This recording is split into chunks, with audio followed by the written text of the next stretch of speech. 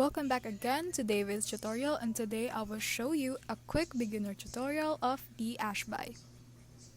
Hey guys, let me show you a little tutorial of the Ashby. So Ashby right here, you'll notice a dashboard right here in the left section when viewing any of your jobs. So if you click on that, you can view all the dashboard and reports Ashby has built for your job. So it will look like this. Each reports come with an explainer of what you're seeing and how to interpret the report. There are three dashboards you can view out of the box, which is the summary, the interviews, and feedback. Within each of these dashboard are reports that will help you quickly answer questions about the jobs, like how many interviews are we having week over week.